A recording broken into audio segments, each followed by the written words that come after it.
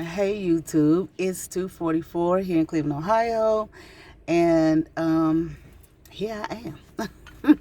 I got off work early. I was told, got called to the office last period. I'm a substitute teacher, so I got called to the office last period, and they told me I was done for the day, which is cool because it's nice outside, and it's always good to be able to get off early. So this video is pretty much why I do what I do, why I'm a substitute teacher, why I choose to work as a substitute teacher. I first started teaching in 2008 at three of the colleges here. Well, one of the colleges here, community college, Cuyahoga Community College. I first started, and I've always been a teacher, even like in church. I grew up in church. So even in church, now I never taught Sunday school or anything like that. I think one time my mom had me teach vacation Bible school or something, and I didn't want to do it. I never liked vacation Bible school. I hated it. Okay. I never liked any kind of, I didn't like going to Sunday school. I hated going to Sunday school. I did not like going to vacation Bible school. I did not like going to Awana. If anybody is familiar with Awana, I forget what the acronym stands for, okay? Why? Because this is something either where I had to get up very early in the morning to go sit somewhere and be bored out of my mind. There was nothing about Sunday school that I liked, ever. I don't care what church I went to. I don't care. It was boring as all get out, okay? When we were growing up, okay, me and my brother, we went to Christian schools, okay, Protestant Christian schools, and one of the schools we went to, Cedar Hill Christian School, okay, they had a church that sponsored the school. So we didn't like going to Sunday school at my church, okay? And because we went to Christian schools, we would learn a lot of Bible stories, because that was part of the curriculum. So my brother decided that he wanted to go to Sunday school at Cedar Hill Christian Schools church. The church was called Cedar Hill, okay? And I don't know, the school is closed down, but I don't know if the church is still operational. It was maybe 5 churches that ran that school. Okay, but anyway, or that sponsored the school. I put it like that. Okay, but anyway, so we would go to Sunday school there. We didn't stay for church there. Okay, it was very different. We grew up Pentecostal. Okay, it was a Baptist church, but it was white Baptist, and the style of worship is, for those who know, is completely different. Okay.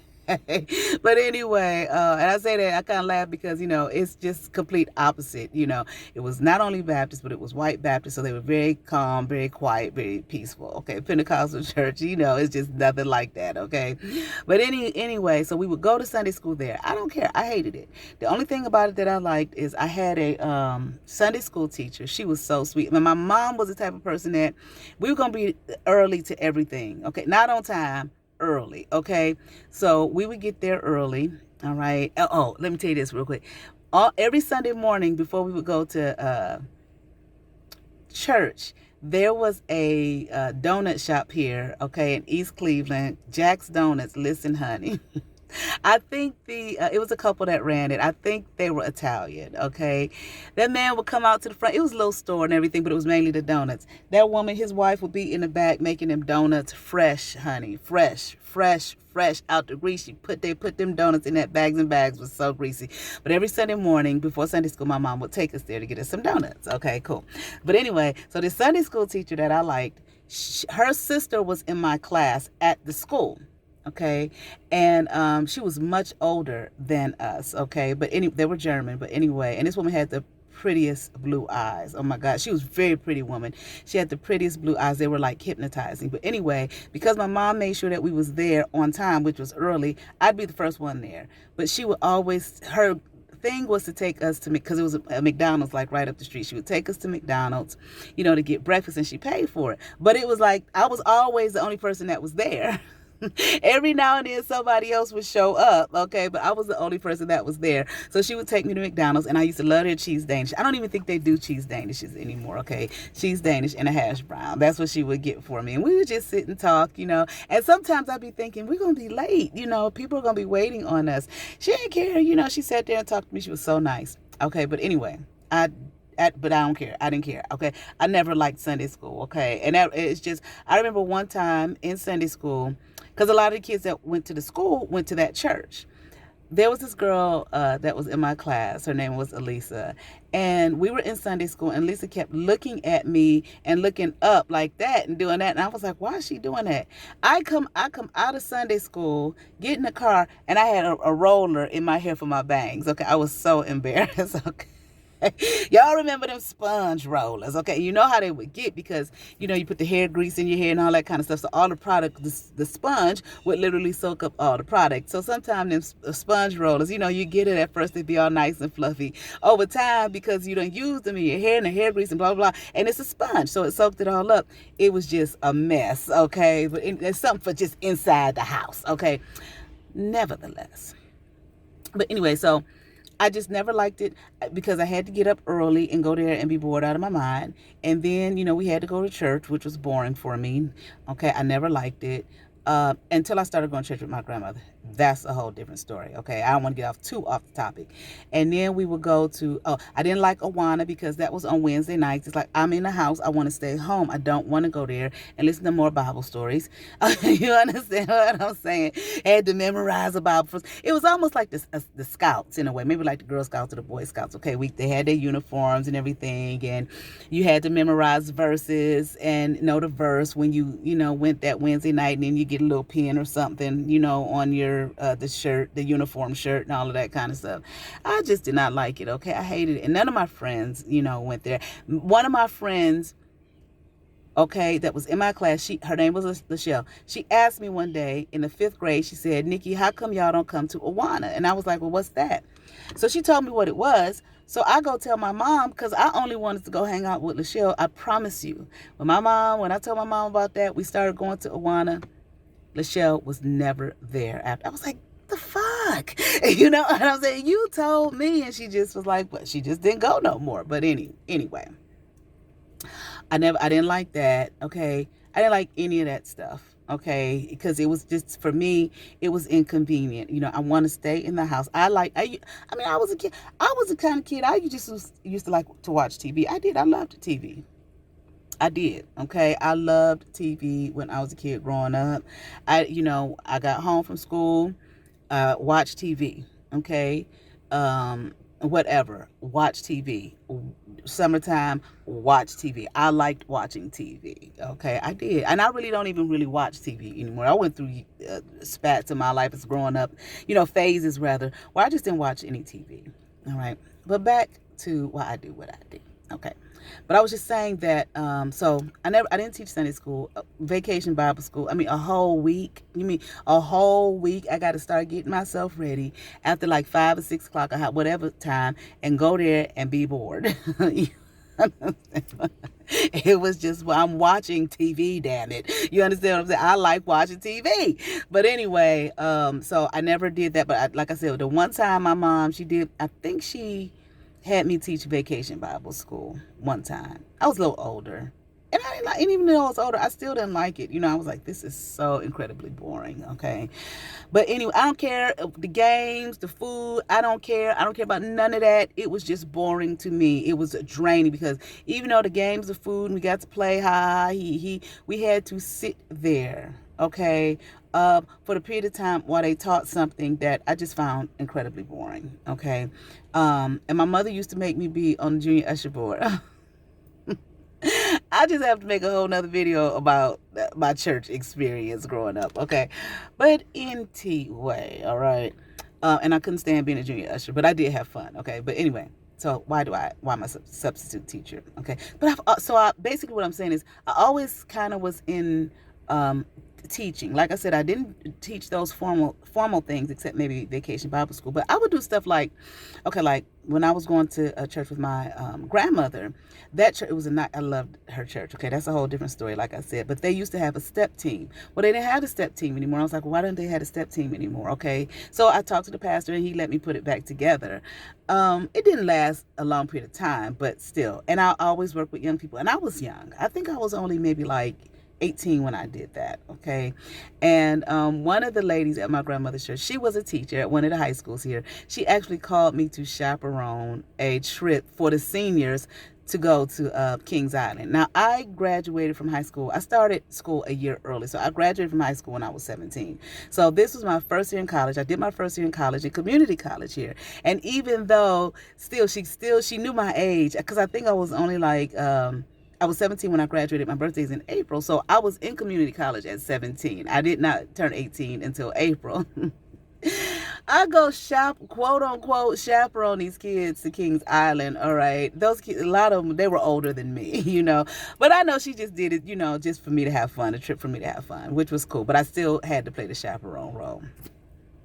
But anyway, and in one of the churches I went to when I lived in Atlanta, I worked with the young people. Like one of the girls, she was a playwright. She wrote plays. So, I put the play together for them and everything. I directed it because that was my minor when I went to my college was theater arts.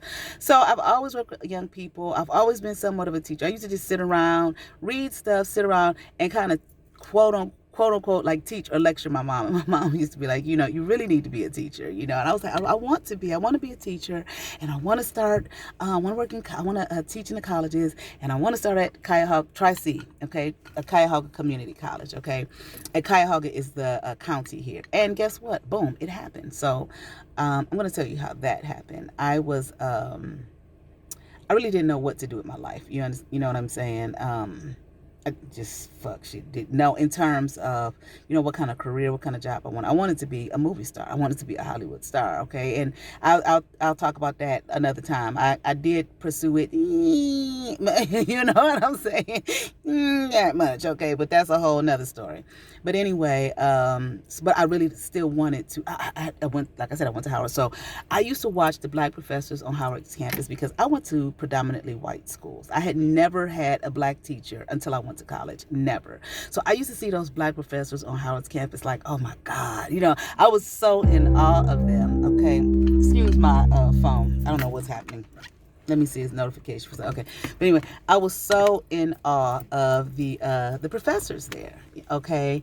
And the black professors there. There was one professor, I never got to have her. And that's because I did not go to Howard until after my first year at Tri-C here in Cleveland. So she taught a class that a lot of freshmen took. I didn't need it. I didn't need her class. So I never got to take her class. I don't remember her name.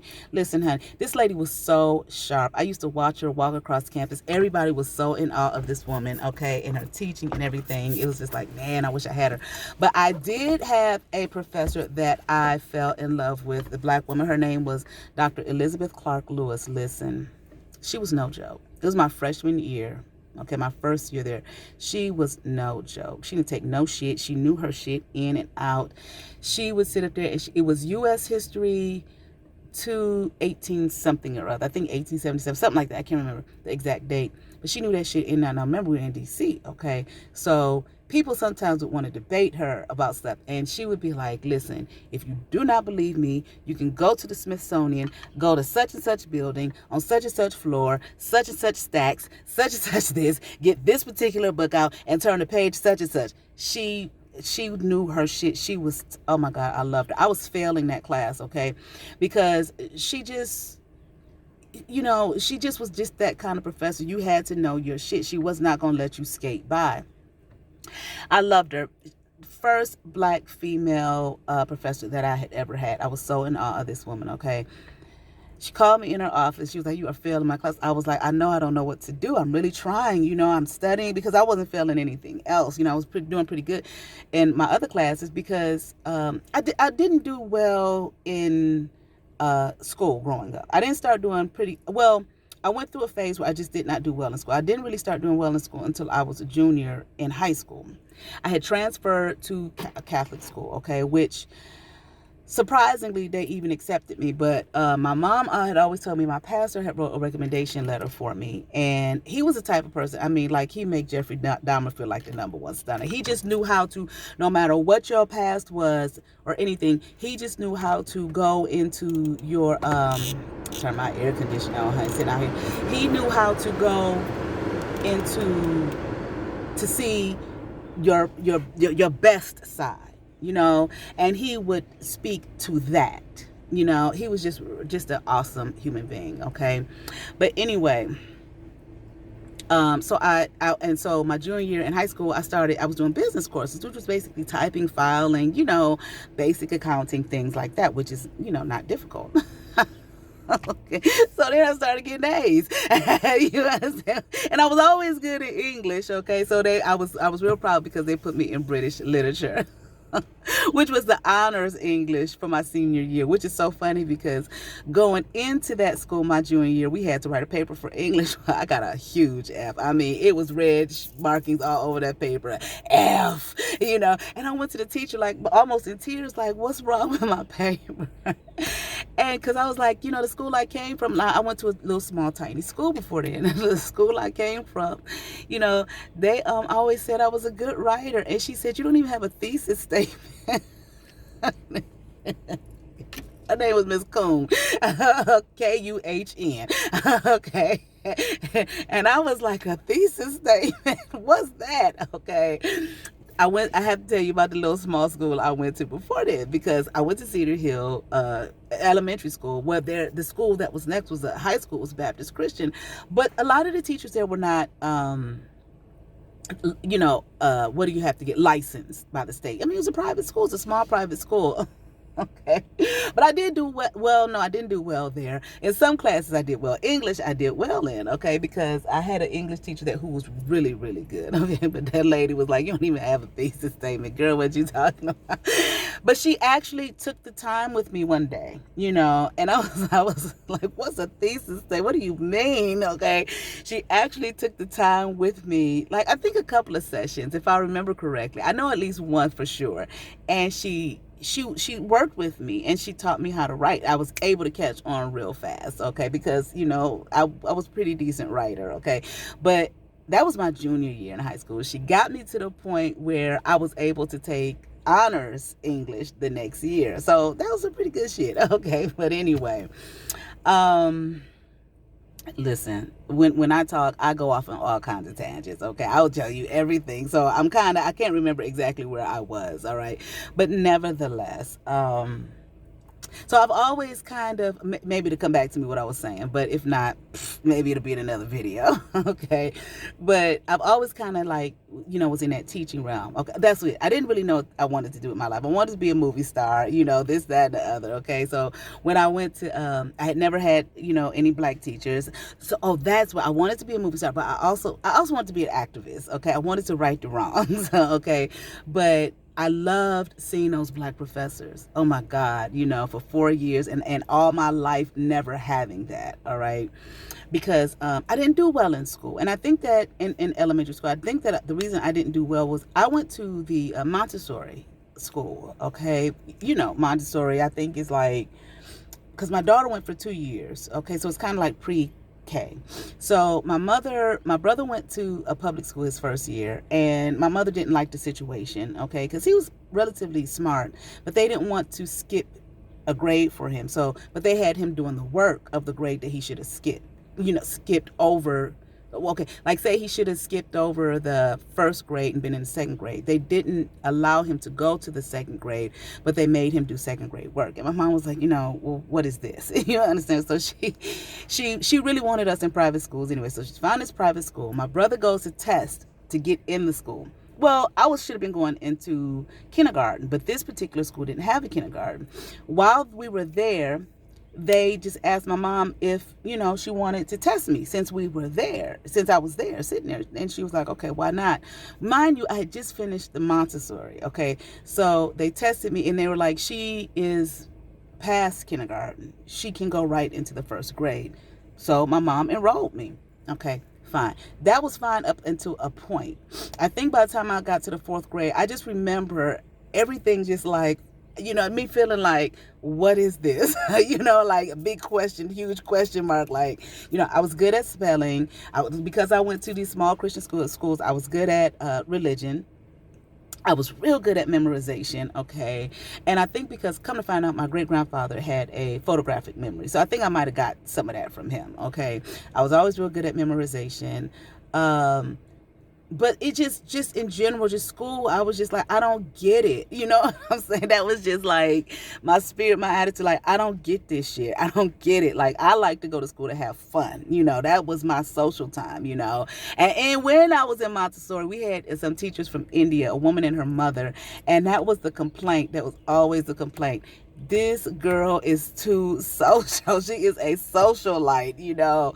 So anyway, I think so I kind of felt like at times like maybe I just wasn't smart. You know what I'm saying? Like, you know, I'm dumb because I just didn't get it. You know, it was certain things I did real well, pretty good in. Some of that other shit I was like, I don't know what they're talking about. I don't know what it means. It's like I just could not grasp it. I just could not absorb it, right?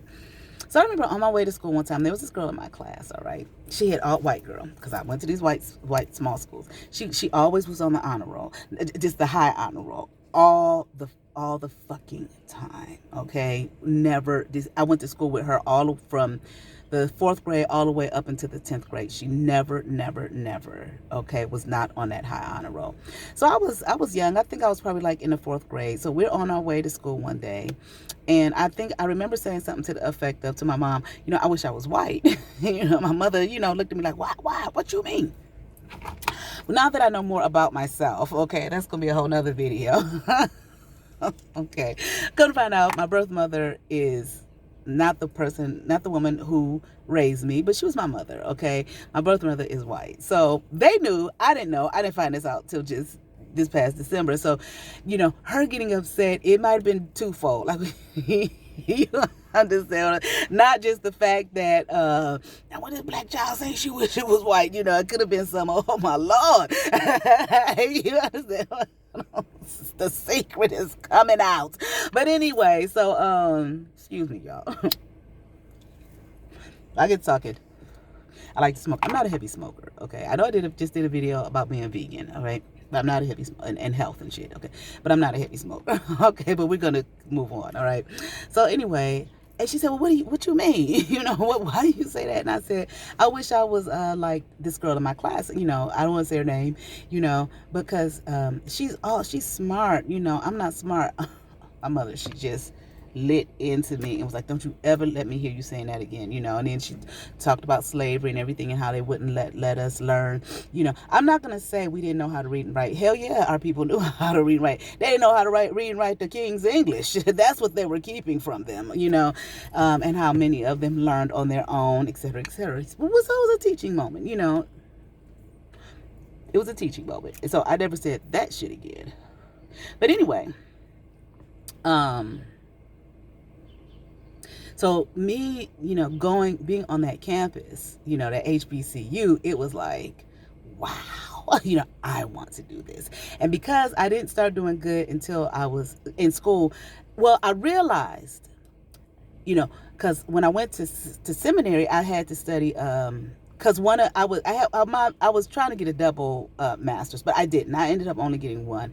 But my first year, one of the masters I was going to get was in Christian education. It was going to be Christian education and pastoral care and counseling. So I had to take some Christian education classes.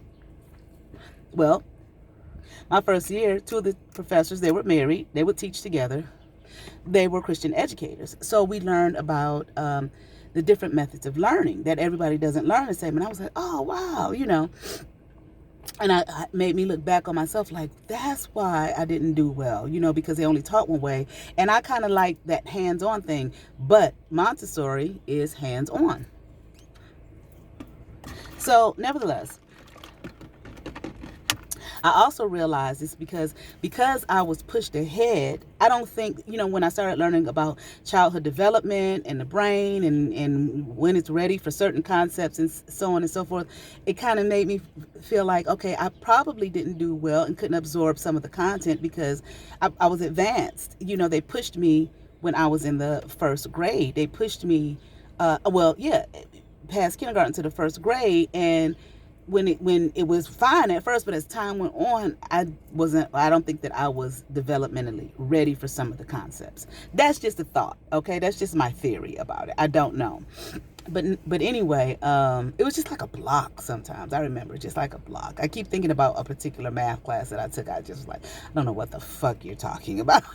You know, and every math class, the first day of class, I will always be like, okay, pay attention, pay attention. I don't know, maybe like the fourth day or the fourth week or some shit like that. Early on enough, I was just like, I'm lost. I don't get it. Okay. But my mom, she did try when I was in the fourth grade. She went up to the school and she told them to fail me, okay, to hold me back, and they wouldn't do it. I didn't know that. She didn't tell me that until I was a little bit older. I made it through. Okay. By the time because I did well when I transferred to the Catholic school in 11th grade, because I did, even though it was, I don't want to say just, but it kind of was like just typing and file. They wouldn't let me take any other college prep courses. They were like, at this point, she's never going to pass. You know what I'm saying? She's not going to fucking make it. Okay. So we're going to put her in these courses, but I did well. So I was like, okay, I'm not stupid. You know what I'm saying? I know how to do shit. And so when I went to college, my first year of college, community college, in which, you know, I fought that. Well, I didn't really fight it. Okay. I got accepted to Grambling. Okay. I was excited to go because a friend of mine from high school was going. A lady that I work with was like, you don't need to go there. And I was like, well, why not? You know? And she was like, you're not going to like it. It's way out in the country. You're a city girl, blah, blah, blah, this, that, and the other. So I really wanted to go to Howard, okay? Because I didn't know anything about HBCUs until I was a senior in high school, because a friend of mine, her name was Eleanor, she was all into that. You know, senior year, you know, they telling us now it's time for y'all to start looking about, you know, what colleges y'all want to go to. So my friend Eleanor, she was like, girl, you gonna go to a black school? And I was like, a black school? You know, because I wanted to go to Kent here in Ohio. The only reason I wanted to go was because I remember the protest that they had, like, what was that, like in the 60s or some shit. Okay, that was the only reason. Okay, because I was always like this rebel type without a cause, you know what I mean? And so, nevertheless, we went to the bookstore at one of the malls here, and we got a college book with HBCUs. And I saw Howard, and how it was so hyped up, and it was supposed to be all of this, that, and the other. And I was like, I want to go here. But I felt like I was not going to be accepted because of my grades previous years. Well, I'm talking to my mom one day, and I'm telling her what the lady said about Grambling, and she said, you weren't going Grambling, no way. And I was like, what you mean? You know, you let me apply and everything. She said, it's too far, it's this, that, and the other. She said, you really want to go to Howard, so why don't you stay here your first year and go to Tri-C? Well, it was a community college, and people would dog out community college, so I was like, I don't want to do that, you know. But I did, you know, which I'm glad I did, because honestly, that first year, my first year in college, in community college, it taught me a lot of things. You know, I learned how to study. I took a math class. It was a remedial math. It was a high school math, but I aced that class. Man, I aced that class to the point where I was helping other students. I was able to tutor other students in that class. You know, so it really did prepare me, you know, for that 4-year college thing. All right. But nevertheless, seeing those black professors, you know, was like wow for me. So it was like, I want to do that. You know, I want to be that. So anyway, I'm here in Cleveland. Don't know what to do with myself. I gone to seminary. My spiritual outlook changed. You know, my faith changed. So I didn't really want to go be a pastor anywhere. So my mom was a nurse, and she was trying to get me, you know, why don't you go into nursing? I really didn't want to do it, okay? So I go to Tri-C. They had a day where you could meet with counselors. So I go to talk to this counselor, this white guy, older white guy, and he was like, for nursing, to find out, you know, the track that I would need to take. He looked at me. He was like, why are you here? You know? And I was like, because to be a nurse. He was like, you don't want to be a nurse. And I was like, I don't. And I was like, how can you tell? He was like, I can just look at you and tell that is not what you want to do with yourself. He said, what do you really want to do? I was like, I don't know. I said, but I would love to teach. You know, I would love to be a professor. He said, have you tried here? You know, have you tried Tri-C? I was like, no, you know, I don't know the first step to take. And so he told me exactly what to do. He was like, okay, go ahead online and apply. He said, but send your resume and your cover letter to the department chair so they can see it right in front on their desk. And that's exactly what I did. The first campus, like I said, the interview was terrible, Eastern Campus. Metro Campus, I just called, like, you know, just follow up. Like, I think I called like twice. Okay, and had left a message both times. She finally called me back, went in for an interview. It was the middle of the semester, and she was like, "You got your job," and I was like, "I don't have any experience." She was like, "I know you don't, but the job is yours." And she said, "And the reason I'm hiring you is because you were persistent, and that's how I ended up teaching religious studies. No, I didn't have a degree in philosophy because remember, like I said before, religion in if the school doesn't have a religious studies department, usually the religious studies classes falls under philosophy, so it was a philosophy department. And she was like, "No, you don't, but you have enough, okay, so that you can start. So she gave me an opportunity, and she gave me an opportunity at the Western campus because she taught there too. Same thing with Lakeland. At that point, I had some teaching experience from being at Tri-C. So, why am I a substitute teacher? Why did I stop in the colleges? Well, one campus, they stopped giving me classes, okay, because they would give me online classes. I hated online classes. And for people who do online classes, I'm gonna tell you right now, what the most irritating thing in the world for a professor is when they put everything online and you don't read it. That is the most irritating fucking thing. And you're asking them questions. It's like, it's right. All the answers are right on your syllabus. I posted it. And you're getting emails all the time about stuff that is posted. It's right there in front of your face. Okay. So, I would just be like, I would tell them, I'm not telling you, in so many words, read the syllabus. Now, I didn't necessarily say I'm not telling you, but I would tell them, read the syllabus. Well, people get they get a attitude because they feel like you should be dealing with them personally one-on-one. No, if you want that, then you sign up for a class to go sit in the class. If you want, I cannot give you all of my attention. The shit is right there on the fucking syllabus, which I posted before classes even started. Okay, so they didn't like me. Okay, so I got a bad evaluation. But the thing about it is, that kind of bothered me is, and I told them, do not give me online class. They gave me online class anyway. Well, the hell, I ain't gonna turn it down. I need to get paid, okay? Well, all my evaluations before that were like excellent. So I'm talking to the department. Well, she was an interim person. And I'm like, did you look at all my other evaluations? She told me no. Well, I feel like this, and you don't know what the hell you're doing neither, because how you just gonna stop giving me classes off one evaluation? And I've been here like 6 years. The fuck are you doing? Okay. But any motherfucking way, whatever. Moving on. Because it really wasn't shit I could do about it. Okay. Metro, I don't know what happened at Metro. It just stopped. Lakeland, personal family issue, so I had to stop. Okay. Because I needed some funds. I had to go into my retirement, and when you were under contract as an adjunct, at least where I was, you couldn't go into those funds. You know what I'm saying? While you were under contract, and while I'm teaching, I'm under contract, so I had to pull back because I had a personal family issue I was dealing with, and I needed the money. Okay, moving on. So I went and tried to get a regular 9 to 5, okay, at home. It was just the worst thing ever, okay? I was like, I cannot do this shit. It was boring as hell. I was falling asleep. It was super easy. It was easy as fuck. I would get all my stuff like within, it was an hourly thing, So I would get all the points, whatever the fuck I needed, like within 15 minutes, And certain folk didn't like that, and they didn't understand that, you know what I mean? And it was, I don't know what the problem is, well, you have to be working. I'm like, I can go to my kitchen and get an apple if I'm hungry, or if I have to go to the toilet. They wanted me working. No, I'm not gonna do that. Here's, I gave you every single thing that you needed, but it was just harassment, whatever. So I let them fire me. You know what I mean? So I can collect some unemployment on that shit. All right, and that's exactly what happened. So I was like, okay, what the hell am I gonna do? You know what I'm saying? So the lady who does my scissor locks, she was a sub. So she told me about subbing. I was like, okay, let me go on and do this. All right. So I started not the year before last, but the year before then. I started in April, so I only had a couple months to go. Then the year before last, okay, that's COVID happened in March, so the schools closed down. I didn't sub at all last year, so I'm back this year. Why do I do it? Okay. You may say, like, I had one teacher ask me, he was like, do you like it? I was like, it's boring. You know what I'm saying? I said, why do I like it? I like it because I don't dislike it. Okay, I like working with young people. I really like working with young people. I don't know. I just like young people. You know what I'm saying? They're fresh, they're young, they keep you young if you let them. They can be a certain kind of way too, where they can, because one of the districts that I used to work in, they will always put me in a very, very difficult rooms. I didn't know. The first time they did it, I'm working with kids or whatever, and one of the ladies comes in and she was asking me how one of the students do, and I was like, he's okay. He will not stop crawling up under that desk, but he's not disturbing the class.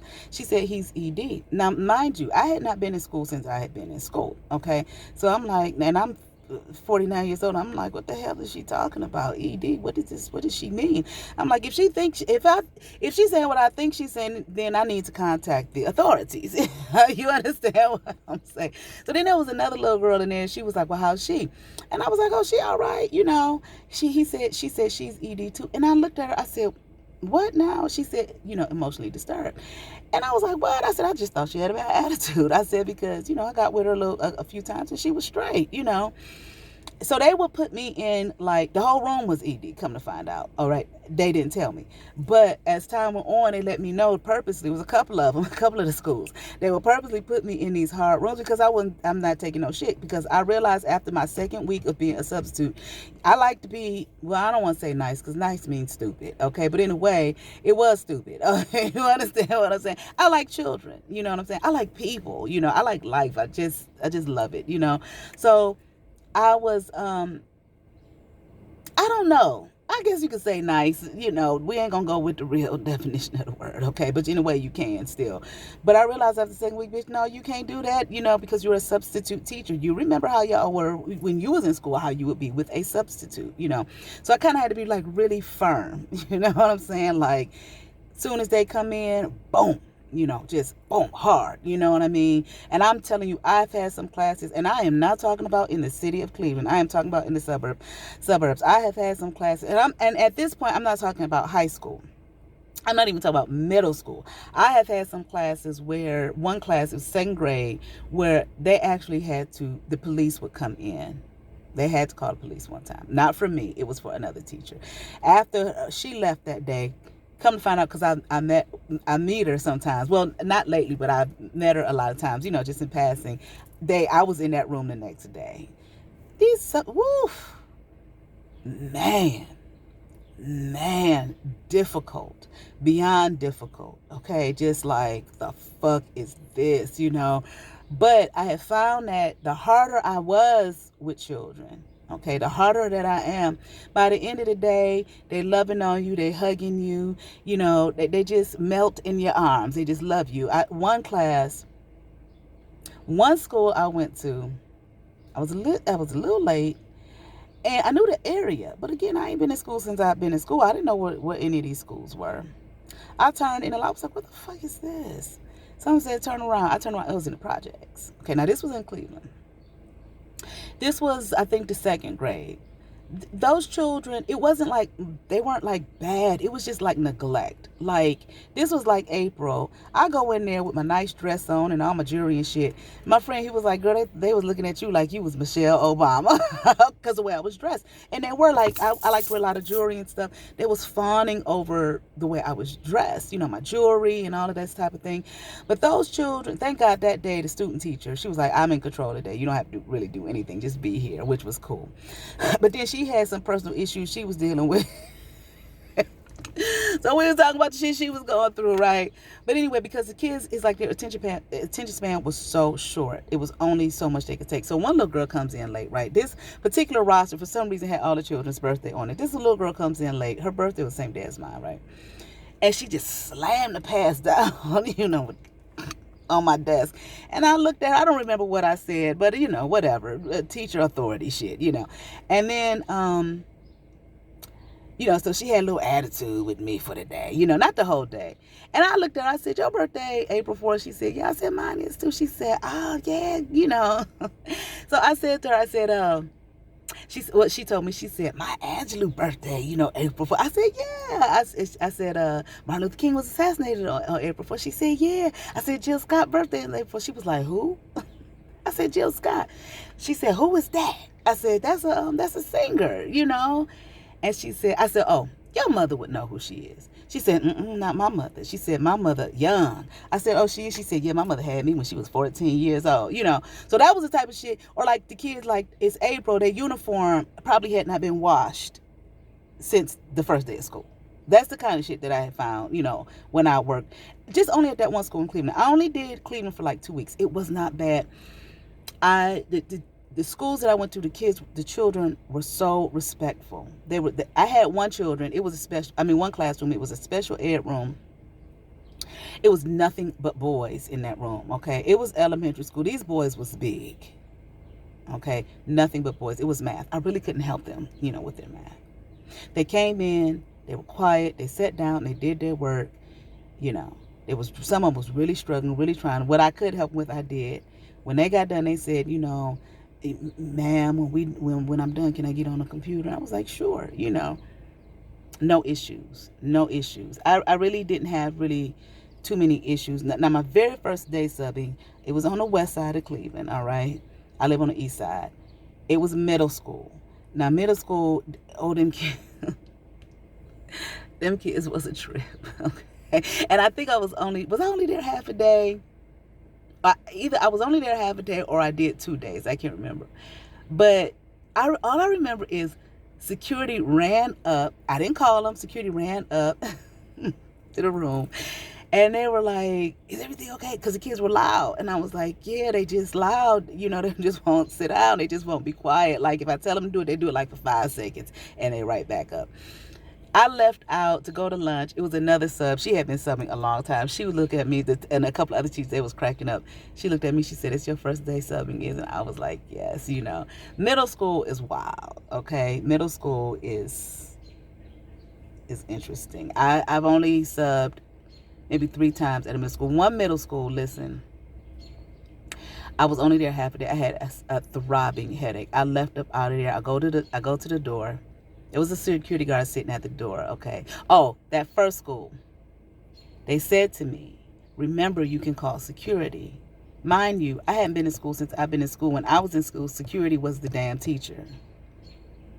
Security was the assistant principal. And if it was really off the chain, security was the principal, not actual security. Okay, so we talking about late 70s, 80s, okay, that I was in school. So anyway, where was I at? So I'm at this, it was one of the schools in the suburbs, this middle school. I go to the door. I stopped at the door and I looked over because I heard some kids coming, so I froze and I looked over my shoulder. Security guard, he fell out laughing. I didn't know he was a security guard. He fell out laughing. He said, you a sub? I said, yes. I said, oh my God. He was like, that's the swim team. He said, that ain't nobody. You all right? So I told him what happened. Them kids were so bad. Okay. Even the principal had to tell them to come in. They ain't give a damn. They didn't give one single solitary damn about that principal, okay? Because, middle school is that in-between stage. Them hormones is getting a certain kind of way where they're still children, but they feeling that they're getting older. I remember with my daughter, when my daughter was approaching that age, my mom told me, she said, I just want to warn you now about children at this age, middle school. But when I was in church and stuff, that was the age group I would work with. But I guess it wasn't a school setting. It was a little different. But sometimes I did have one of my friends that I went to seminary with. He used to ride to church with me, and I would pick up some of the kids, take them to church, and they would be smart at the mouth. Sometimes I would kind of giggle or whatever. Sometimes be like, all right now, And my friend, he was older. His name was Ron. Ron was like, you gonna let them kids talk to you like that? I was like, they just kids. They okay, But anyway. I said, not all the time, but you ain't gotta beat them down all the time. You know what I'm saying? Even though, I don't remember ever being able to get away with no shit. Not that I wasn't smart at the mouth, but that shit was put in check quickly, but I was still that age, so I'd probably be smart at the mouth again. Okay. But anyway, but the reason that I teach is that I'm a substitute teacher. Okay.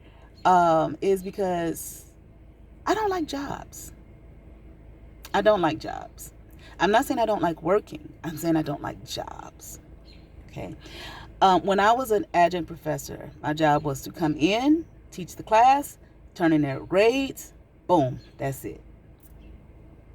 That was perfect for me. That was perfect for me because I did not have to deal with the politics and the red tape of a job. It was not expected for me to hang out, with the folk after work, and have to kiss this one's behind and know who this one is, and you better watch out for that. I didn't have to deal with none of that shit. Come in, teach the class, turn in the grades, boom, that's it. Substitute teaching. The only thing I didn't like about it is I would just find myself repeating myself over and over and over again. Well, that's teaching, So that kind of bothered me. Substitute teaching is pretty much the same thing. Come in, cover the class, boom, that's it. Okay. Now, because you're dealing with younger people, there may be some issues that come up, disciplinary issues, things of that nature, okay? They give you a hard time because you're the substitute, in other words, bitch, I don't care who you are. What you say, you ain't my regular teacher. I'm going to give you hell. But honestly, I have found it's really not that bad. Now, I guess if you go in the room, kind of mealy mouth and act like you're scared, they're going to have a field day with that, But I've also kind of learned a little bit about the ages, where they're at developmentally. Like, usually by the time they're junior, senior, they don't give you no issues, I haven't, you tell them to be quiet or, don't do such and such. Okay, whatever. But usually as a sub, because I am a sub, I'm not required. I don't have the same requirement of a regular teacher. You know what I mean? So I'm going to give you this is your work that you all have been assigned to do for the day. So if they talk, I'm going to let them talk. But, as long as they're not up being wild and crazy and stuff like that, just be free. Well, right now I'm a permanent building sub for the year. And I like that because I get to know the students more, they get to know me more, and it becomes like a home, And so I like that aspect of it. But that's why pretty much that's why I'm a substitute teacher. I can't really think, like I'm about to be 50 years old, so I don't necessarily have the same type of ambition I did when I was younger. You just kind of get to a point where my bills paid, I'm comfortable. you understand what I'm saying? I still may have some other dreams and desires that I'd like to embark on. I need a little bit more money, that type of thing. But in terms of I'm gonna be a principal one day. You understand what I'm saying? But there is an option here in the state of Ohio. I don't know, for those of you who may be watching wherever you live, that you can alternative teaching license where you don't necessarily have to go to school for I think it's like a 4-year thing, to get the license. It's alternative for people who have bachelor's degrees, okay? And then they have the alternative administrative license, I don't think you have to have a master's for that. But I want to say this too. I think that sometimes people don't realize, at least where I'm at, in the state that I'm in, subs have to have a bachelor's degree. Because there have been a couple times, I'm getting some water. There have been a couple of times, where I think subs may feel like they're being looked down on or treated like, they ain't shit, okay? A lot of people who sub are people who were former teachers, they're retired, things like that. Maybe some, they, just want something extra to do. Or like me, I don't like jobs. you understand what I'm saying? This is free. I get my summers off. Well, you don't get paid as a sub, for getting your summers off. But that's pretty much it. It's nothing real complicated about it. You know what I'm saying? Nothing convoluted about it. I like being in school. I like learning, and I just really didn't want to go, I'll just say this. I like learning, and so I like being in that environment, I am considering the alternative teaching license, because I qualify for it. All right. And that's one thing that I have found with having the bachelor's degree, having the master's degree, because when I was younger, I didn't want to go to college. My mother said, you're going to college. That's why I went to college, okay? And I was like, I saw school days. I was a kid, okay? So I saw school days, and I was like, hell yeah, I'm going if it's like that. But mind you, I was a kid. I was like 16, 17 years old, all right? And then my friend told me about the black school. I was like, boom, because I had no choice. But I will say, I'm glad I had that bachelor's degree. And I'm even glad I did want to go get the master's. Okay, that was something I wanted to pursue.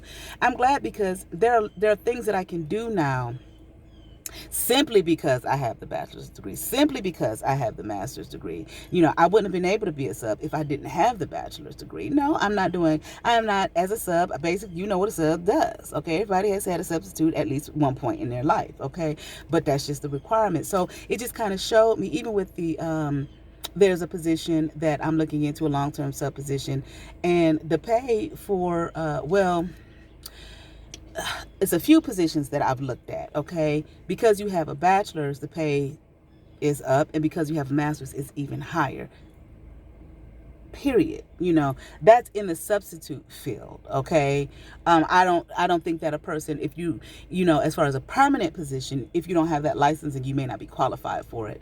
But nowadays, honey, there is a need for teachers, from my understanding, and from my understanding, at least here, there's a need for math teachers. Math. I love math when I have a great teacher. I love math. Okay. But anyway, that's all that is. Okay. I'm getting hot and I'm getting hungry. I was gonna go into all the other jobs that I've had. Well, I'll just name some. I used to serve. I was a server in restaurants. I used to love that because I always had money in my pocket. I didn't like working at those big major corporate like restaurants. I worked at little small locally owned restaurants. That was fun. That was a lot of fun. First job I ever had as a server. You know, we pulled our tips. I didn't like that shit because you didn't know if people were going to be honest, you know, if they were putting a little bit of money out of the jar, you know, because you're working, you're working, you know. But I liked that because I liked working around food, and I learned a lot about different kinds of foods that I had not heard of before. I was a flight attendant, but I was a flight attendant on the propellers, the props. Okay, those small planes, okay? So I didn't go into, it wasn't glamorous, and I didn't go to the big glamorous cities. No, I was going to Allentown, Pennsylvania. Okay. But still, I was a flight attendant, and I would be the only flight attendant on that plane. So I had to run that plane. And it was interesting because I did not know, just, you know, being a, you know, just being on the plane, going from place to place, the difference in working on that plane. That flight attendant, at least, you know, when I was doing it, it's like, you run this plane, period. The pilots are counting on you. You are in control of this whole cabin, you know. So I was a flight attendant for a while. That was wild. Maybe I'll make a separate video about that. What other things that I was a hypnotherapist. Okay, I had my own business as a hypnotherapist. I actually became a certified. You don't have to be certified, at least in the state of Ohio, you don't. But I did go take a class. So I was a certified hypnotherapist. I waited tables, flight attendant. What else did I do? I worked for child support, enforcement, where I had to enforce the child support as opposed to intake. A lot of little knick-knack jobs, retail, stuff like that. And that's all I can really think of right now, probably because I'm hungry, okay? I would get off and be like, damn, I didn't tell him I was this, I was telling him I was that. So it was always, I was always doing a lot of different things, you know, because a lot of times I didn't know what I wanted to do, you know, but I knew I had to make some money. Like when I was a kid, like when I was a teenager, I never had a problem, you know, getting a job. I didn't really start, no, I can't say that. I was gonna say I didn't really start working until after I graduated from high school, but that's not true. I would work. My very first job, I was 14 at this boutique. And because my mom was my pastor, he was a bishop, she was his personal secretary. So a lot of times I would work in that office. Okay, so I learned a lot in there. You know, they paid me a little bit here, a little bit there. Okay. But I like working. I think I started after high school. When I was young, I never had an issue getting a job. You know, I was always able to get a job quickly. Hell, if I quit a job, it would usually be me quitting. If I quit a job like on a Thursday, well, let's say on a Monday, you can guarantee by that Wednesday or Thursday, I had another job. I mean, I went and lived in Memphis, Tennessee. I was working for the church that I was in, the denomination, Church of God in Christ. I was working for the publishing house. It was a bunch of mess. It was a bunch of bullshit. I'm not going to lie. Maybe I'll talk about that one day. I quit that job, you know, maybe like on a Tuesday. By that Thursday, I had another job. True, indeed, it was with the temp agencies, but shit, it was a job. You know, I knew how to go out there and get a job. You know what I'm saying? And do what I had to do to take care of myself, you know. It was a little more difficult when I came back home, which is interesting, after I was older, you know. But you know, still I was able to do what was necessary for things to fall into place. But anyway, that's why I am a substitute teacher. Okay, just a video, not that you're wondering, just a video. Yeah, so it's not bad. But it does have its, like I said, you don't get your benefits, this, that, and other. But I love to meet other substitutes. I love being, like I said, I love being a permanent building substitute. I was one of those kind of people too that if I said I wanted to do something and I wanted it, it would happen. So the very first guy that I was married to, okay, I married him in African Hebrew Israelites, okay. We got married in Israel. It was a beautiful wedding. It was it was recorded, and I think that when we separated, I think he kept it because I cannot find it. Okay, it was a beautiful wedding. But if I do have, I need to get some of these things that I have on VHS transferred to the DVDs. So I'm gonna see if I can. Hopefully it's not too late. Hopefully they're not warped or anything like that or messed up. But anyway, he was a building substitute. Okay, and I remember watching him go to work, and I'd be like, I want to do that. And here I am doing it. But that's just been my life. Things that I said, I want to do that, I want to do that, I want to do that, I would end up doing. So, but that's, I guess you could say that's really all of us. It's the power of our mind. You know what I mean? So like the last house I lived in was my grandparents' house. My brother was living there. Well, I was like, I want to live there. And I ended up living there for 11 years. You know what I'm saying? So, yeah, and so, I don't know. I just think about that. That's a whole nother type of a topic. But anyway, y'all be blessed. Peace.